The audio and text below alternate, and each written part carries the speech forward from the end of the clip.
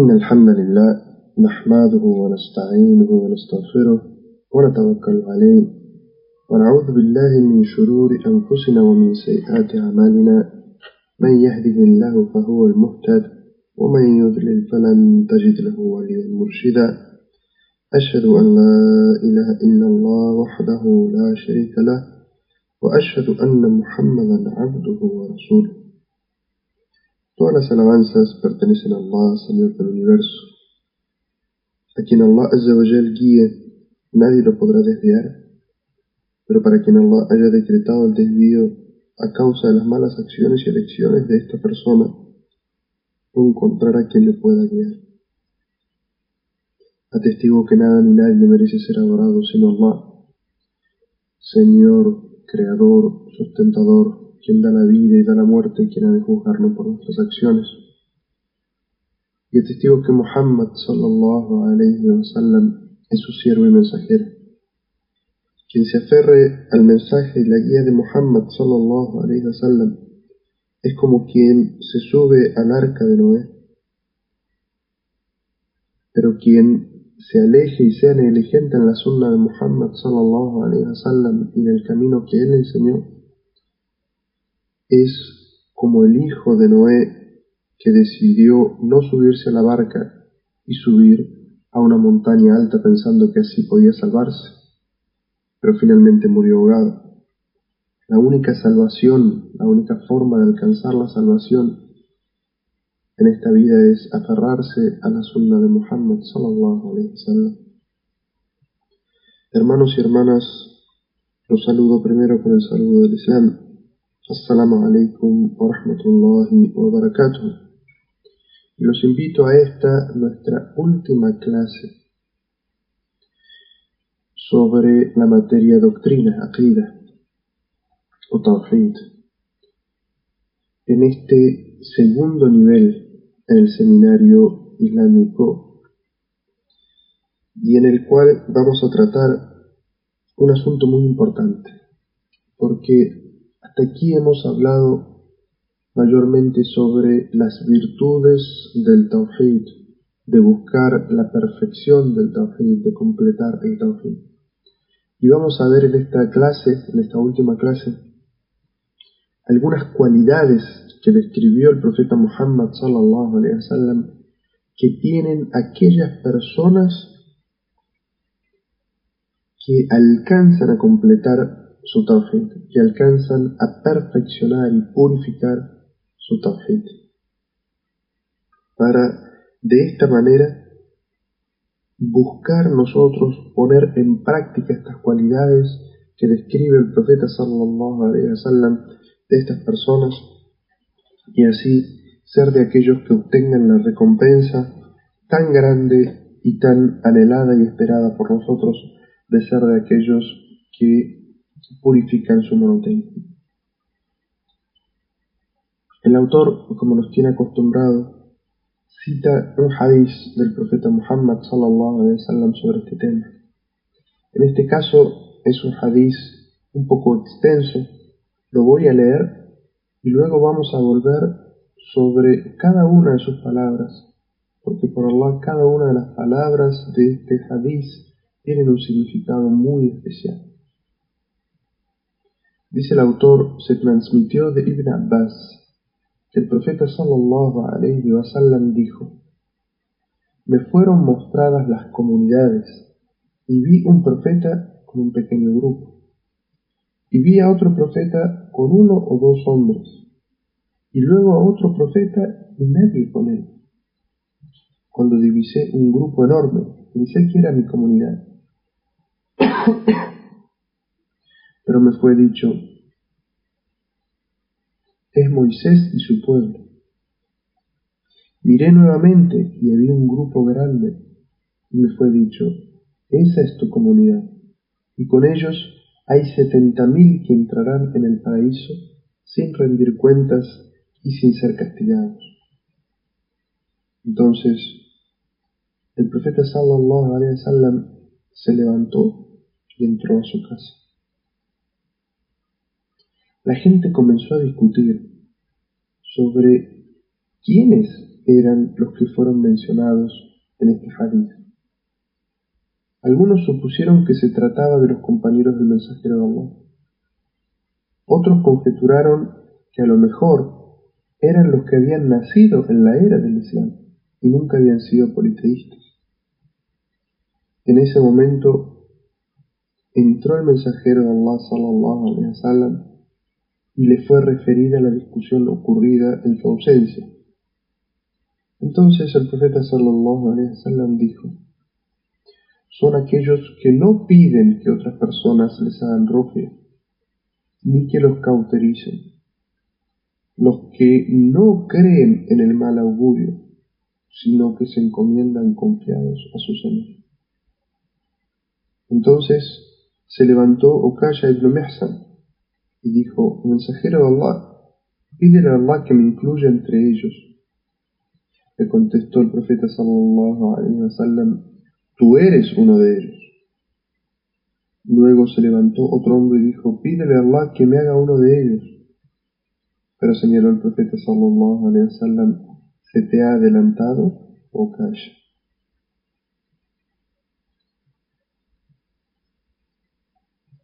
Volvamos sobre el hadith, porque este hadith, por Allah, palabra por palabra, tiene un significado muy grande.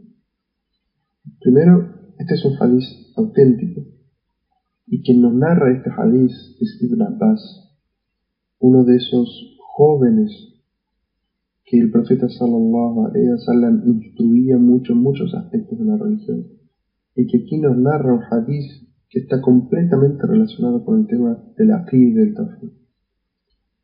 Dice el profeta Muhammad sallallahu alaihi wasallam: me fueron mostradas las comunidades.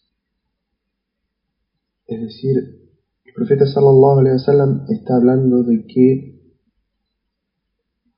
le fueron mostradas en una revelación, en una situación en particular. Algunos sabios dicen que se refieren estas situaciones a cuando el profeta sallallahu alaihi wasallam estuvo en el viaje nocturno y el ascenso a los cielos. Y otros dicen que se trata de una inspiración al profeta sallallahu alaihi wasallam en la que el profeta ve. Y otros dicen que probablemente fue en un sueño. Y como ustedes saben, los sueños de los profetas son verdaderos y parte de la revelación. El profeta dice: me fueron mostradas las comunidades, es decir, las naciones, las tribus, los grupos de personas. Pero aquí no estaban separados por nacionalidades, por colores, por continentes, no. Aquí estaban separadas por su creencia, por el profeta que les había sido enviado. Allah Azza wa Jal dice en el Sagrado Corán, recuerden, que ha enviado un profeta a cada comunidad, y que el profeta que es enviado a cada comunidad habla el lenguaje y el idioma de su pueblo. Entonces el profeta dice: me fueron mostradas, yo vi cada una de las comunidades. Y luego el profeta sallallahu alaihi wasallam comienza a explicar cualidades de algunas de estas comunidades, como que delante de cada comunidad venía el profeta que le había sido enviado, guiando a esa comunidad. Y aquí es como que el profeta sallallahu alaihi wasallam está hablando de aquellos que respondieron al llamado de estos profetas. Es decir, un profeta es enviado a una comunidad, los que responden, los que creen en el mensaje de este profeta, pasan a ser la comunidad de ese profeta, la comunidad especial, la comunidad creyente en ese profeta.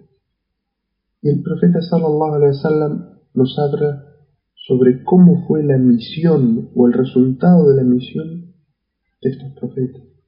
Y dice: vi un profeta y un pequeño grupo, y vi a otro con uno o dos hombres, y luego a otro y nadie con él. Aquí el profeta sallallahu alaihi wasallam nos habla sobre cómo fue la respuesta que obtuvieron profetas de Allah. Algún profeta al cual Allah le daba inspiración y probablemente haya tenido o recibido un libro. Dice Muhammad sallallahu alaihi wasallam, un profeta y un pequeño grupo. Imagínense al profeta Noé. El profeta Noé estuvo 950 años llamando a su gente al monoteísmo, a que adore solamente a Allah y abandone la idolatría. Pero como dice el Sagrado Corán, solo unos pocos creyeron en él. Muy pocos se subieron al arca. Y solamente de su pueblo aquellos que se subieron al arca fueron los que sobrevivieron. Entonces, esta primera enseñanza que nos da el hadith del profeta sallallahu alaihi wasallam es que uno no debe desesperarse por los resultados. Si uno invita a la religión de Allah y no obtiene resultados, la gente no le cree o no le sigue, eso no está en nuestras manos. Allah Azza wa Jalla dice en un versículo del Sagrado Corán: "Innaka la tahdi man ahbabta, walakinna Allah yahdi man yasha". Tú no eres quien guía a la gente, o tú no puedes guiar a quien tú quieres, sino que es Allah quien guía a quien Él quiere. Entonces, le dice al profeta sallallahu alaihi wasallam en otro versículo: no tienes tú la obligación sino de transmitir. La obligación del profeta sallallahu alaihi wasallam y de quienes siguen su nación, su comunidad, es la de transmitir el mensaje. Ahora, si la gente cree en él o no cree en él, eso está en manos de Allah. Y uno no debe ser resultadista, es decir, medir si debe continuar haciendo da'wah o no por la cantidad de gente que le sigue. A quien Allah le concede que muchas personas lo sigan o muchas personas ingresen al Islam por su da'wah, khairun wa ni'ma, es un bien y una bendición de Allah, pero no se acaba por eso la obligación, ni es un mérito especial de esa persona, sino que es Allah Azza wa Jalla quien guía a quien quiere. Entonces, si profetas de Allah que contaban con esa ayuda tan grande, ese soporte tan grande que era recibir la revelación, seres escogidos por Allah, algunos llevaban un pequeño grupo, otros una o dos personas y otros estaban solos, años y años haciendo da'wah, invitando a gente y nadie respondió a su llamado. Si esa fue la situación de los profetas, entonces ¿cuánto más debemos ser pacientes nosotros y no basarnos en los resultados? Ha hecho da'wah o he invitado a esta persona 10 veces y no me ha respondido, no voy a hacerle más da'wah. O hace 2 años que estoy haciendo da'wah aquí, nadie se ha convertido al Islam, entonces voy a dejar de hacer da'wah. No. Cuando seguimos a Muhammad sallallahu alaihi wasallam significa que vamos a estar toda nuestra vida haciendo da'wah, más allá de los resultados. Si Allah Azza wa Jalla nos concede que gente ingrese al Islam, alhamdulillah. Y si nadie ingresa al Islam por la da'wah que hacemos, alhamdulillah, pero hemos cumplido con nuestra obligación, que es la del tabligh, la del balagh, que es la de hacer llegar el mensaje del Islam a la gente, el cual nosotros heredamos del profeta Muhammad sallallahu alaihi wasallam, porque luego de la muerte de Muhammad no va a haber ningún otro profeta. Y el profeta sallallahu alaihi wasallam ilustró, enseñó a sus compañeros a llamar al Islam.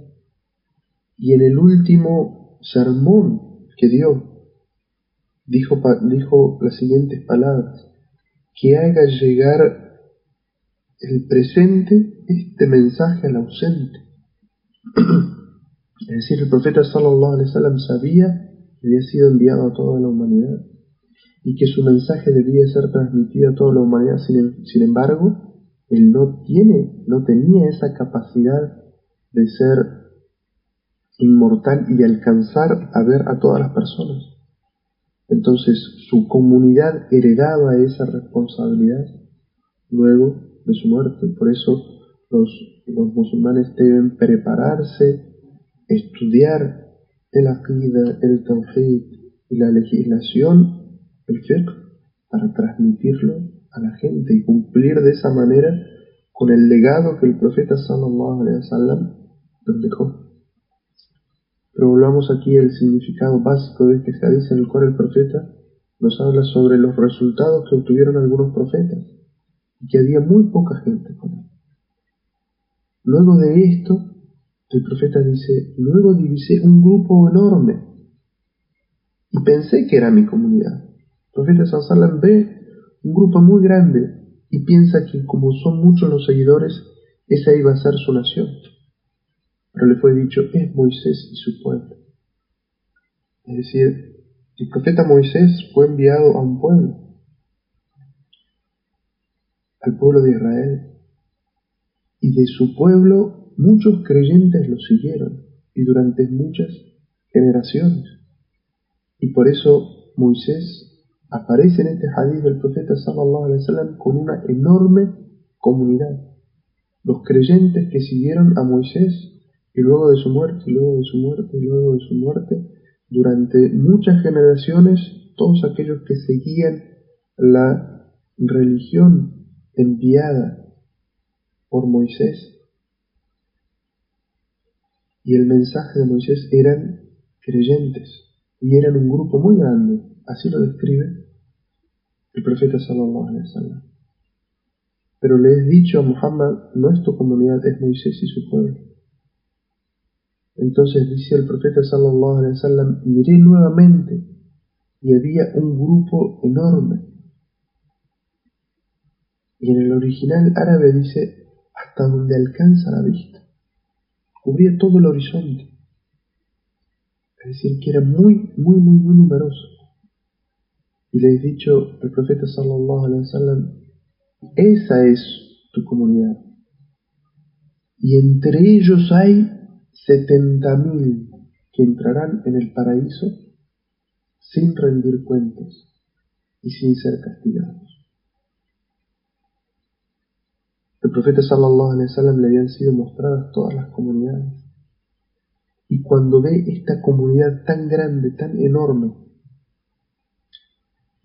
le dicen: esa es tu comunidad. Y el profeta sallallahu alaihi wasallam dice: miraba a izquierda y a derecha, y hasta donde alcanza la vista todo el horizonte estaba cubierto por gente. Porque la nación de Muhammad sallallahu alaihi wasallam es la nación más numerosa. Sin embargo, entre ellos hay un número, 70.000, que entrarán al paraíso sin rendir cuentas. El día del juicio final, estas personas tendrán un tawhid tan purificado que ni siquiera llegarán al juicio, van a entrar al paraíso directamente. No serán castigados en ningún momento, ni siquiera por todo lo que es la tribulación antes del juicio. Y todos sabemos que hay pasos.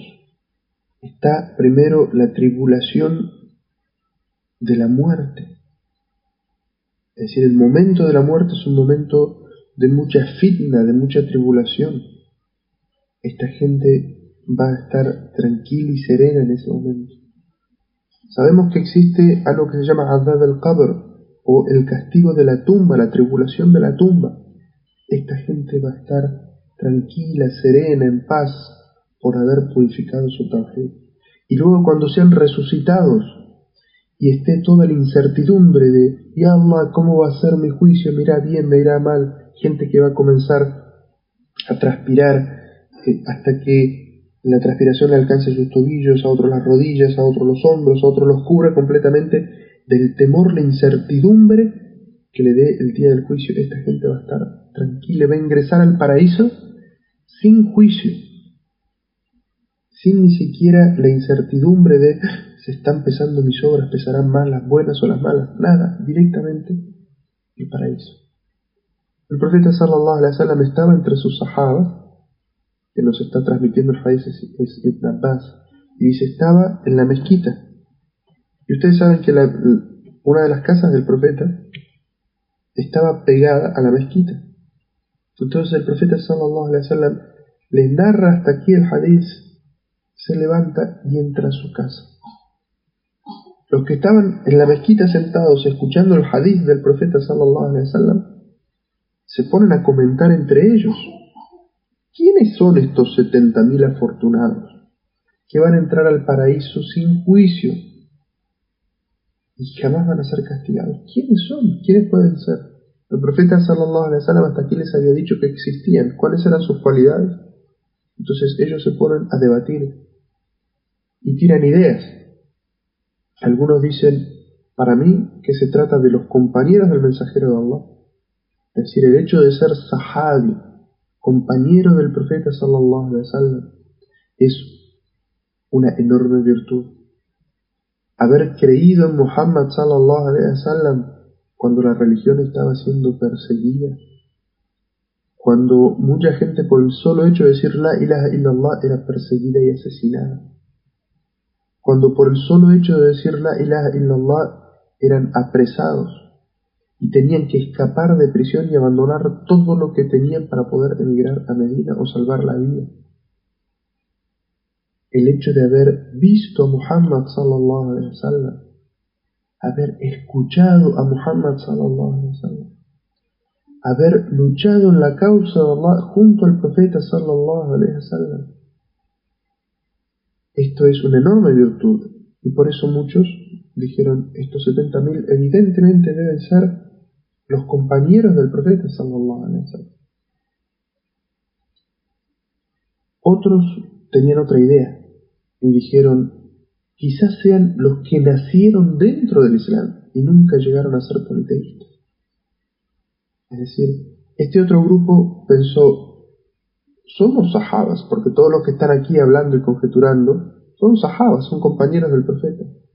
Dijeron, probablemente estos 70.000 son los que nacen ya después de los sahabas, es decir, los hijos de los sahabas y los que vengan después, porque nunca fueron politeístas.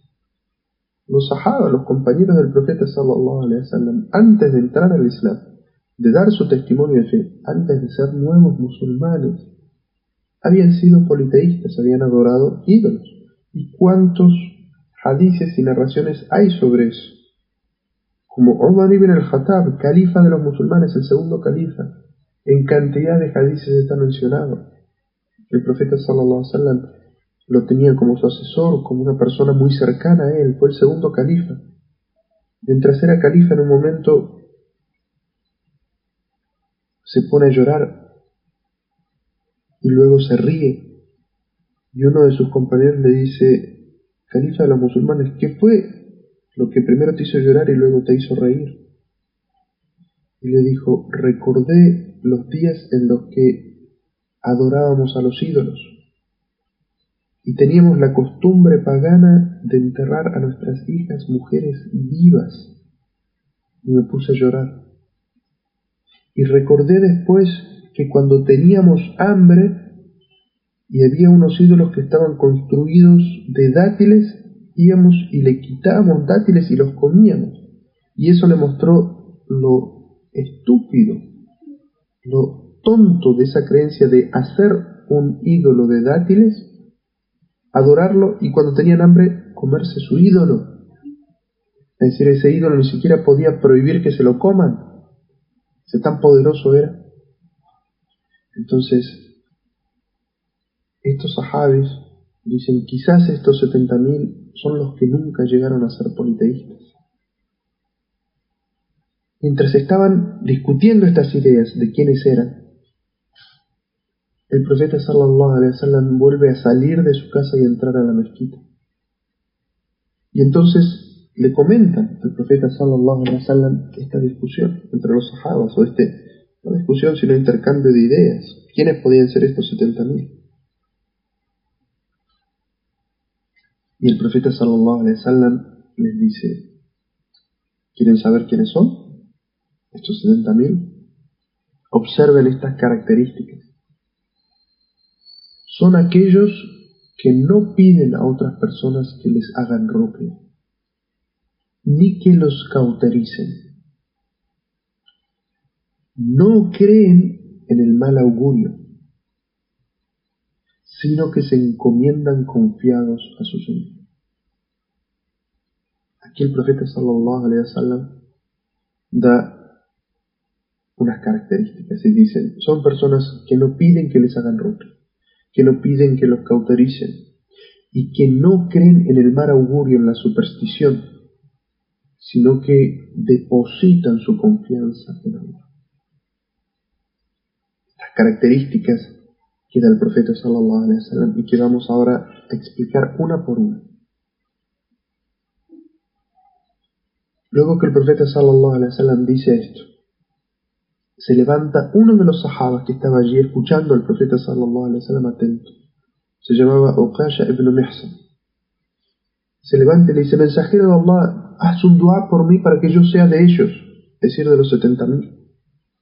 Y el profeta sallallahu alaihi wasallam le dice, tú eres uno de ellos. Entonces, después de esta reacción, otra persona también se levanta y dice, si Uqasha se levantó, le pidió, y el profeta lo albrició de esa manera, ¿y qué albricia Uqasha ibn Mihsan? El profeta le dice que va a ser de aquellos que van a entrar al paraíso directamente, es decir, Uqasha ibn Mihsan es uno de los albriciados, como se llama al-Mubashirina bil Jannah, uno de los albriciados en vida con que va a entrar al paraíso. No solamente, sino que va a ser de un grupo muy selecto de los 70.000 que van a ingresar sin juicio, si quiere. Cuando los que estaban allí escuchan esta situación, que Uqasha se para, le pide al profeta que haga un dua por él, para que Allah le conceda ser de ellos, otro más se para, y dice, yo también. Entonces le dice, pídele a Allah, mensajero de Allah, que yo también sea uno de ellos. Pero el profeta sallallahu alaihi wasallam le responde, se te adelantó, Uqasha. Entonces, esta situación del profeta sallallahu alaihi wasallam, los sabios dicen que el profeta conocía a sus sahabas y sabía por inspiración que Uqasha iba a ser uno de ellos, y que también sabía por inspiración que esta otra persona, a la cual no está mencionado su nombre, no iba a ser de ellos. Y para no decirle, no vas a entrar al paraíso, o para decirle, no vas a entrar al paraíso sin juicio, o para decirle, no vas a entrar al paraíso sin castigo, le dijo una frase elegante. Le dijo, se te adelantó Uqasha. Es decir, como que esta situación era solamente, esta aclaración sobre el futuro de las personas era solamente para Uqasha y para nadie más. Y el profeta sallallahu alaihi wasallam se lo dijo de una manera que no lo desalentó, porque no lo dijo, no vas a entrar al paraíso, o no le dijo, no vas a entrar al paraíso sino hasta que pases un juicio, o un juicio severo, o no vas a entrar al paraíso hasta luego de ser castigado, y quitarle de esta manera a este sahabi su dedicación para ingresar al paraíso, desanimarlo. No, el profeta sallallahu alaihi wasallam le dijo, se te ha adelantado Uqasha. Es decir, como que esta situación especial de albriciar era solamente para uno. Y de aquí los musulmanes también tenemos que sacar una enseñanza en el comportamiento, y es no decir palabras que desalienten a las personas, y sin mentir buscar frases o palabras que sean salidas elegantes para preguntas o situaciones incómodas, sin herir los sentimientos de la gente.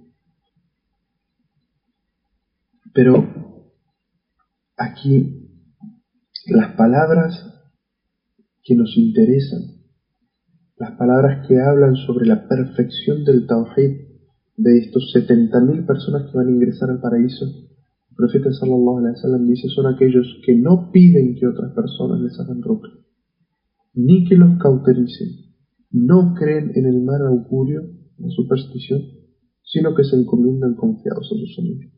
sobre estas palabras del profeta sallallahu alaihi wasallam es que nos vamos a sentar ahora a explicarlas, cada una. El autor de este material que estamos estudiando hace una explicación de esto que vamos a leer y vamos a agregar algunos conceptos interesantes para comprenderlo bien. Dice el autor al comienzo de la página 3 del PDF que todos ustedes deben tener frente a sí. El ingreso de este grupo de personas al paraíso sin rendir cuentas y sin recibir ningún castigo es por haber logrado la perfección del monoteísmo. Pues ellos no piden que se les haga ruqya debido a su sólida actitud de encomendarse a Allah y su espíritu altanero que rechaza someterse a cualquiera que no sea Allah. Bueno, expliquemos esto. Este primer párrafo dice: ¿qué es aquello que los hace ser tan especiales a estos 70.000? Es que lograron la perfección del monoteísmo. Porque en las palabras del profeta está explicado que no pide que se le haga ruqya, no espera que otro haga algo espiritual por él. Y ya vamos a explicar un poquito más este concepto. Yo quiero llamar la atención aquí sobre una palabra en la traducción que no me gustó, y es su espíritu altanero, que rechaza someterse a cualquiera que no sea Allah. La palabra altanero generalmente tiene una mala connotación, como si fuera soberbio o orgulloso de la mala manera.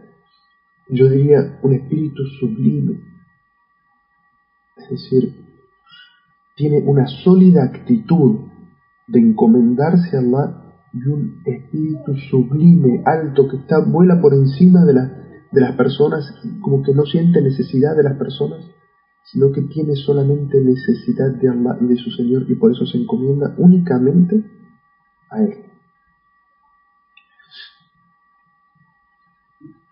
Dice luego el autor: la diferencia entre quien hace ruqya y aquel que pide que se le aplique la ruqya reside en el hecho de que el segundo es un solicitante que anhela con el corazón algo de otro que no es Allah, mientras que el primero es una persona que hace el bien. Bueno, aquí nos vemos obligados a explicar un poco qué es la ruqya. Abajo, en la página 4, hay una explicación sobre qué es la ruqya. Dice: en el Islam, la ruqya es una cura espiritual que se realiza generalmente por medio de la recitación del Corán en busca de refugio, o por la invocación y las súplicas que se utilizan como medio de tratamiento para las enfermedades y otros problemas. La ruqya, como dice aquí, es una cura de base espiritual. Una persona puede ser aquejada por un malestar emocional y psicológico, es decir, algo que no tiene constatación externa, es decir, no es algo que le atinge el físico, el cuerpo de la persona, sino que su parte espiritual, su parte emocional, su parte psicológica está afectada de alguna manera. La ruqya le puede hacer bien, le puede beneficiar. Incluso las enfermedades físicas pueden ser mejoradas o curadas a través de la ruqya. Y la ruqya es una cura espiritual que tiene como objetivo invocar la bendición de Allah a través de la recitación del libro de Allah, que es la mejor y más sublime palabra, porque es la palabra de Allah. El Corán es Kalamullahi ghayru makhluq, es la palabra de Allah no creada, increada. Es la palabra de Allah y por lo tanto tiene una bendición y un efecto directo espiritual sobre las personas que lo recitan o que lo escuchan. Dice, o por la invocación y las súplicas, Es decir, la ruqya puede ser hecha por la recitación de versículos del Corán o puede ser hecho a través de súplicas, y las mejores súplicas son las registradas en el Sagrado Corán o en la Sunna del profeta Muhammad sallallahu alaihi wasallam. Entonces, una ruqya es recitar versículos del Sagrado Corán o hacer súplicas. Las mejores súplicas, como decimos, son las súplicas que están mencionadas en el Sagrado Corán o que son de la Sunna del profeta Muhammad sallallahu alaihi wasallam, con el objetivo de curar o mejorar la salud de una persona, y hablamos de la salud espiritual, la salud psicológica, la salud emocional y hasta la salud física.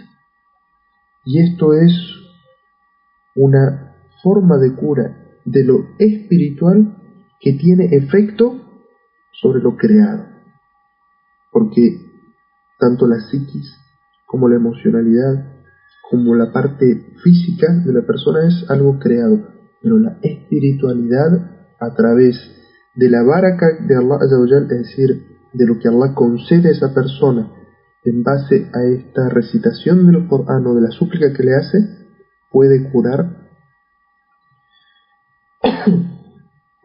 a esta persona.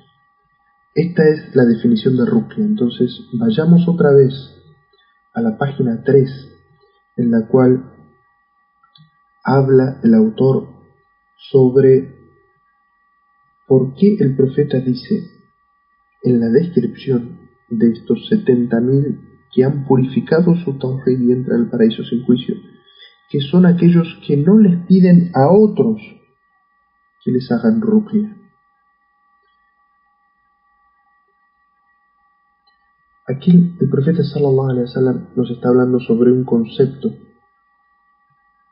que nos dice en las últimas palabras del hadith, que dice وَعَلَى رَبِّهِمْ يَتَوَكَّلُونَ, y a su Señor se encomiendan confiados. El profeta aquí habla de aspectos que son pedirle a otro que haga súplicas por uno, pedirle a otro que lo cauterice, es decir, ya vamos a estudiar que es una forma de tratamiento alternativo, tradicional de aquella época, físico también, y de confiar en aquellas cosas externas que son la superstición, sino que muestra de la perfección del monoteísmo y de la fe de esas personas es que en quien confían únicamente en Allah, abandonan estas otras cosas, de las cuales dos son permitidas y una es prohibida. El profeta sallallahu alaihi wasallam nos dice que el factor común de estas 70.000 personas es que su corazón está confiado en Allah y anhelan solamente de Allah y esperan solamente de Allah y no de nadie más. Pedirle a alguien que le haga ruqya a uno es permitido, no es prohibido, pero implica pensar que la palabra de alguien tiene más valor que la palabra de uno, que la invocación de uno mismo. Es decir, está poniendo más confianza en la palabra de esa persona que en la respuesta de Allah Azza wa Jalla. Como si dijera, yo no soy lo suficientemente puro o piadoso como para que Allah acepte mis súplicas, sino que pone cierta parte de la confianza de su corazón en esa persona, en la súplica de esa persona. Los que tienen su tawhid purificado no tienen intermediario, no tienen a nadie en el medio, y confían en la respuesta de Allah, no en el intermediario que haga la súplica. Entonces, como dijimos, pedirle a alguien que haga ruqya por uno es permitido, está bien, pero muestra que uno no tiene la confianza suficiente en la respuesta de Allah y espera que el intermediario, el que haga la súplica, sea o es la causa de la respuesta. Entonces el profeta sallallahu alaihi wasallam dice, los que piden a otro que les hagan ruqya no tienen el tawhid lo suficientemente purificado para entrar al paraíso sin juicio. Los que confían, y cuidado, aquí no estamos hablando de confiar en sí mismo, sino que la confianza está depositada ¿en quién? En Allah. Allah Azza wa Jal todo lo puede y responde a la súplica del suplicante cuando hace su súplica. Entonces confía en Allah y no pide a nadie que haga dua por él.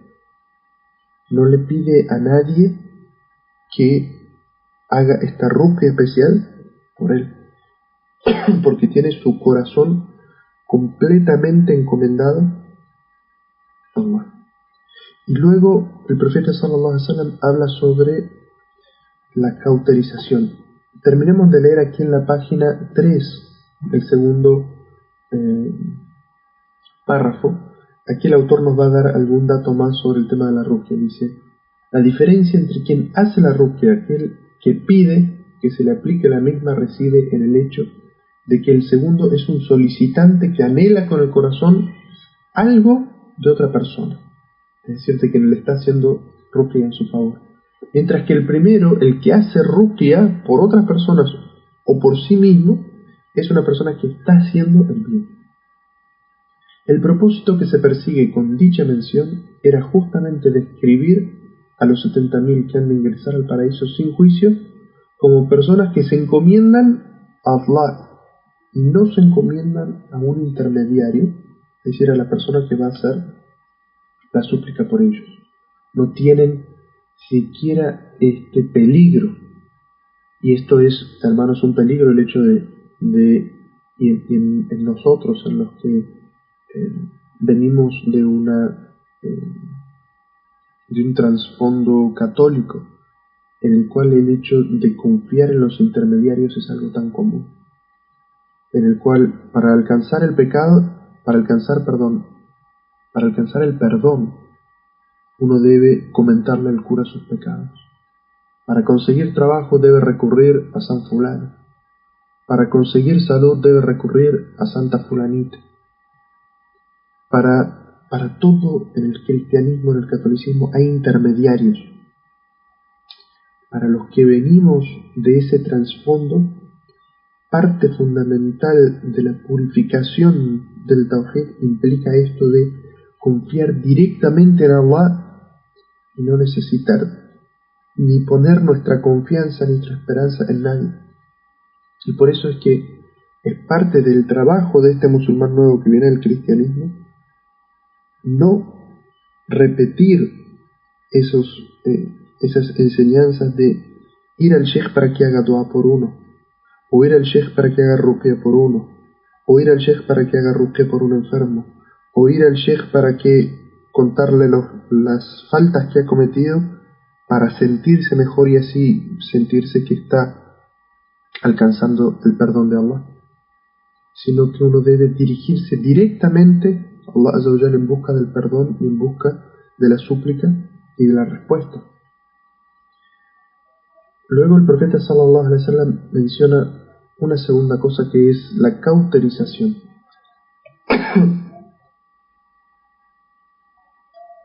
Dice al final de la página 3 el autor: la expresión ni se cauterizan alude a los que no solicitan a otros que les apliquen ese tratamiento.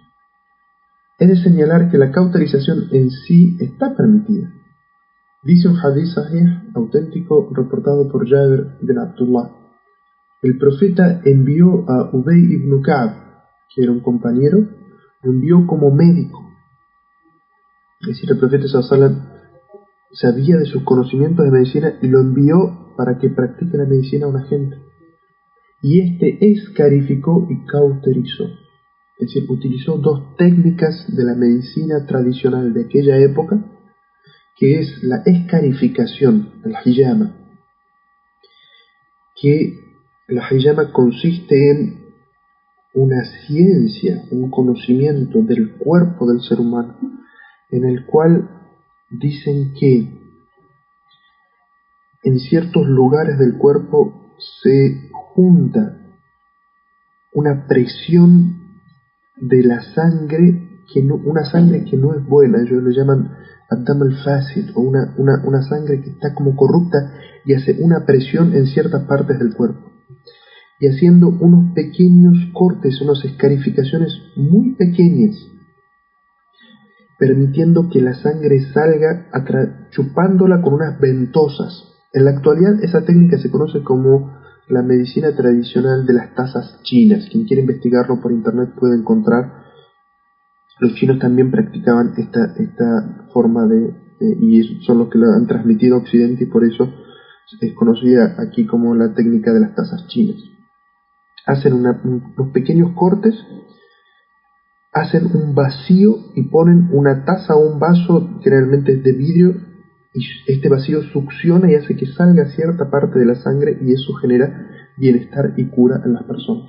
Este médico que había enviado el profeta sallallahu alaihi wasallam utiliza esta técnica y la de la cauterización. La cauterización también consideran que ciertas partes del cuerpo a las cuales se les hace pequeñas cauterizaciones, es decir, se les aplica un instrumento caliente, producen una presión o un cambio, el cual produce bienestar y cura a las enfermedades. Y eso también lo podemos ver en otras ciencias de la medicina tradicional china, por lo cual ellos ponen como unos pequeños carbones calientes sobre algunos puntos, que son puntos de la acupuntura o digitopuntura, que por el hecho del calor genera un bienestar en esos puntos. Es decir, estas eran formas tradicionales de medicina de aquella época, y el profeta envía a una persona que sabe que practica esas técnicas, es decir, que esas técnicas de medicina son lícitas en sí mismas, no están prohibidas. Pero aquí el hadiz se está refiriendo a quienes le piden a otro que se lo aplique a sí mismo porque esperan de esa persona que les haga un bien, y su corazón no está lo suficientemente encomendado a su Señor. Porque, como vamos a ver aquí, esta utilización de estas técnicas médicas, no hay una contraindicación contra ellas, sino que la contraindicación aquí es depositar la confianza en la técnica y en la persona, y quitarle la confianza a Allah Azza wa Jal. Dice al principio de la página 4, otro hadith transmitido en Sahih al-Bukhari, Anas dice: fui cauterizado de una enfermedad y el profeta se encontraba conmigo. Es decir, estos hadices, y ustedes pueden leer muchos hadices, los sahabas hablan así, dicen: me pasó tal cosa durante la vida del profeta, me pasó tal cosa, el profeta estaba vivo. Significa que si ellos aplicaban esas cosas que eran de sus costumbres y el profeta no se los prohibía, significaba que el profeta les estaba dando permiso, a pesar de que no los veía directamente, les estaba dando permiso de que lo hagan, porque todas aquellas costumbres o tradiciones en la época del profeta que los sahabas tenían, que no eran correctas, cuando se practicaban, la revelación le informaba al profeta, y el profeta decía: ¿qué piensan ustedes de lo que hacen esto y esto? O hay gente que hace esto y esto, condenándolo. Mientras que si hacían algo y no eran condenados, implicaba esto de que era lícito y no había sido prohibido. Dice luego el autor: tanto hacer ruqya como la cauterización son prácticas permitidas. Sin embargo, es preferible abandonarlas para lograr la perfección del monoteísmo. Aquí se está refiriendo, este párrafo se está refiriendo al hecho de solicitarle a otro que se lo haga a uno, depositando en ese otro, en ese intermediario, confianza, de la confianza que se debe dedicar a Allah Azza wa Jalla. No del hecho de abandonar la ruqya, practicársela a uno mismo, o de que un profesional en la cauterización lo aplique a otra persona. No está hablando de eso. Añadió también, el profeta sallallahu alaihi wasallam habló entonces de los que piden que le hagan ruqya y de los que piden que les practiquen la cauterización, Lo tercero que va a mencionar el profeta sallallahu alaihi wasallam sobre características de esas personas que van a ingresar al paraíso sin juicio es los que no creen en el mal augurio. ¿Qué significa estas palabras del profeta? Los que no creen en el mal augurio. Dice aquí el autor en referencia a quienes no tienen creencia supersticiosa sobre las aves o los meses. En un hadith relatado por Abu Daud dijo el profeta sallallahu alaihi wasallam: la creencia en los malos presagios es idolatría. Aquí la palabra augurio es todo aquello que por costumbre, por tradición, en un pueblo, cualquier cosa que sea, se considera que es de buena suerte o de mala suerte. Por ejemplo, aquí hace mención de aves y meses, porque era lo que generalmente en la época del profeta sallallahu alaihi wasallam basaban este concepto de la buena suerte o la mala suerte. Entonces dicen, si una persona va caminando por un camino, sale en un viaje, y hay un ave posada en el camino, y cuando uno se acerca vuela hacia la derecha, es una buena señal de buena suerte, que le va a ir bien. Eso es superstición, un buen augurio. Pero si sale volando hacia la izquierda, es una señal de mala suerte, de mal augurio. Menciona los meses y dice, viajar en tal mes tiene bendición de Allah, o le va a ir bien. Es de buena suerte viajar un lunes o un jueves o en julio o en agosto o en Dhul Hijjah o en Dhul Qa'dah. Y es de mala suerte viajar en tal mes o en tal día. Todas estas son creencias supersticiosas, lo que trae buena suerte, lo que trae mala suerte, al punto que el profeta sallallahu alaihi wasallam dice, estas creencias supersticiosas son idolatría, porque es atribuir algo de lo que solamente Allah Azza wa Jal tiene poder, que es la buena suerte y la mala suerte, que son en definitiva expresiones del qadar, del destino que Allah nos ha puesto, si nos va a ir bien o nos va a ir mal en una empresa o en algo que comencemos a hacer, o en un viaje. Quien destina si nos va a ir bien o nos va a ir mal es Allah, y Allah no le da la lectura del qadr a nadie.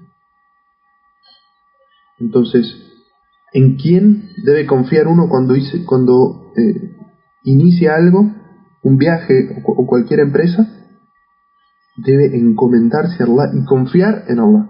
Si le va bien, alhamdulillah, y si le va mal, sabe que es el destino de Allah, pero no se lo atribuye a ningún factor externo, como el vuelo de los pájaros, o que un gato negro pase por delante, o pasar por debajo de una escalera, o una pata de conejo, o una herradura para arriba o para abajo, o cualquiera de los presagios que existen en esta sociedad en la cual nosotros vivimos. Es decir, no son simplemente los que existían en la época del profeta, sino que todo lo actual también, y entre ello también está la lectura del horóscopo.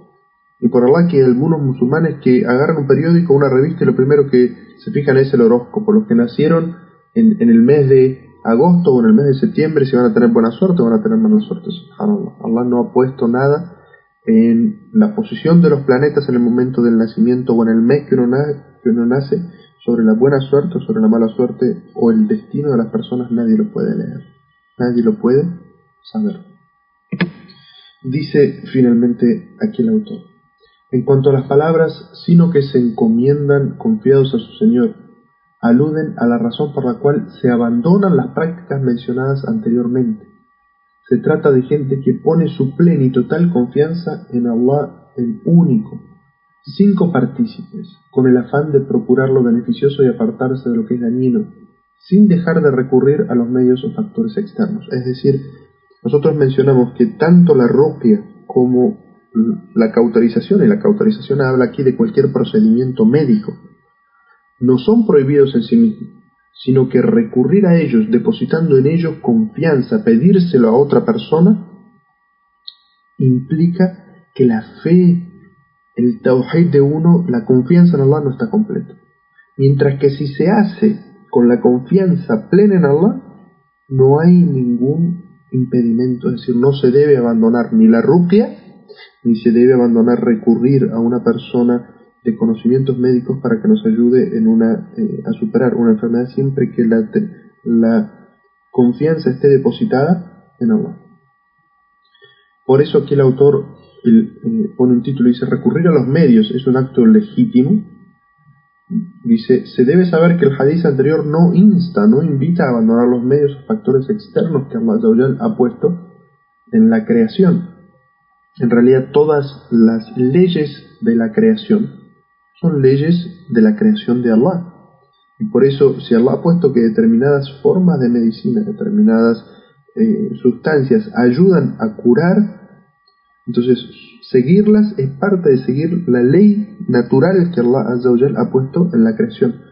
Lo importante aquí es que no se mezcle entre la creación, los asuntos de la creación y los asuntos de la fe, en el contexto de que uno deposite la confianza de la cura en las cosas creadas y no en Allah Azza wa Jal, que es el creador de los factores, de las causas y de los resultados. Dice el autor: se debe saber que el hadith anterior no insta a abandonar los medios o factores externos, porque utilizarlos es en realidad un asunto innato y necesario. El hadith indica que estas personas abandonan los asuntos que han sido prohibidos o no recomendados, aún estando en necesidad de ellos, en pro de su curación, encomendándose a Allah. Por tanto, recurrir a los factores externos como el tratamiento médico no significa necesariamente abandonar la confianza en Allah, por lo que renunciar a ellos está prohibido de acuerdo a la ley islámica. Es decir, lo que quiere aquí decir el autor es que nadie piense que para perfeccionar su tawhid o para ser un buen musulmán debe abandonar los tratamientos médicos. Eso no es lo que quiere decir aquí el autor o el hadith, sino que el autor dice que siempre que uno deposite su confianza en Allah, debe buscar en la creación en la que Allah Azza wa Jal ha puesto realidades, es decir, gente que ha estudiado el funcionamiento del cuerpo y qué sustancias pueden ser beneficiosas o qué tratamientos pueden ser beneficiosas, y uno lo usa sabiendo que eso originalmente proviene de Allah, porque Allah es quien ha creado el cuerpo y quien ha creado toda la creación y las causas y los efectos. Quien tiene esa claridad en su tawhid, eso no le afecta su monoteísmo, no le afecta su tawhid, porque sabe que en realidad todo eso viene de Allah, porque se ha confiado a Allah. Y por eso el profeta sallallahu alaihi wasallam dijo: tadawa'u ya ibadillah, dice: procurad la curación, porque Allah no ha originado ninguna enfermedad sin que originara con ella su remedio. Lo sepa quien lo sepa y lo ignore quien lo ignore. Este es un hadith muy importante, porque el profeta sallallahu alaihi wasallam dice: busquen la cura, porque para cada enfermedad, es decir, para cada situación en la que Allah Azza wa Jal ha determinado que se rompe el equilibrio por el cual se llega a una enfermedad, Allah Azza wa Jal ha determinado también una causa por la cual se restablece ese equilibrio y se vuelve a la salud. Y por eso dice: no ha originado ninguna enfermedad sin que originara con ella su remedio. Pero luego dice: lo sepa quien lo sepa y lo ignore quien lo ignore. Es decir, Allah Azza wa Jal ha puesto en la creación los medios para la cura de todas las enfermedades, excepto, como dijo el profeta sallallahu alaihi wasallam, la vejez y la muerte. Eso no puede curarse. Nadie puede conseguir la eternidad o la inmortalidad. Pero dice: lo sepa quien lo sepa y lo ignore quien lo ignore. Es decir, que el profeta está diciendo en este hadith que buscar que la cura de las enfermedades es algo que el musulmán debe buscar, porque está relacionado con el conocimiento. Dice Ibn al-Qayyim, que Allah tenga misericordia de él: estos hadices afirman la existencia en la Sharia de las causas y los efectos, la obligación de medicarse, es decir, de buscar la salud, y que esto último no contradice el concepto de la confianza en Allah. Es más, dice Ibn al-Qayyim, no podrá completarse el monoteísmo sin recurrir a los medios y factores externos que Allah ha dispuesto para alcanzar determinados efectos. En realidad, abandonarlos implica una disminución de la confianza en Allah. Por lo tanto, no debe hacerse de la confianza un impedimento, ni del impedimento una confianza. Y un ejemplo claro de esto es el hambre. No estaría bien que una persona diga: yo tengo un monoteísmo tan puro que no voy a comer, porque Allah Azza wa Jalla le voy a pedir a Allah y Allah va a saciar mi hambre. Allah Azza wa Jal ha puesto algo para que sacies tu hambre, que es el alimento lícito. Entonces, no estaría bien, como dice aquí, no es correcto hacer de la confianza un impedimento. Es decir, abandonarse basándose o alegando tener confianza en Allah. Entonces, ¿qué es lo que nos enseña esta última parte? Ya terminando porque se nos acaba el tiempo, y es que uno debe buscar en las causas y los efectos que Allah ha puesto, confiado en Allah, y eso no disminuye su tawhid. Pero aquellas personas que confíen en las cosas externas o en otras personas, depositan en ellos su confianza, no tienen el tawhid lo suficientemente purificado, y por lo tanto no pueden ser de estos 70.000 que ingresarán al paraíso sin juicio y sin castigo. Quiero Allah Azza wa Jal beneficiarnos de este conocimiento, y que la paz y las bendiciones sean con el profeta Muhammad sallallahu alaihi wasallam, sus familiares, sus compañeros, todos aquellos que sigan su ejemplo hasta el día del juicio final. Y los saludo con el saludo del Islam, hermanos y hermanas oyentes. Assalamu alaikum wa rahmatullahi wa barakatuh.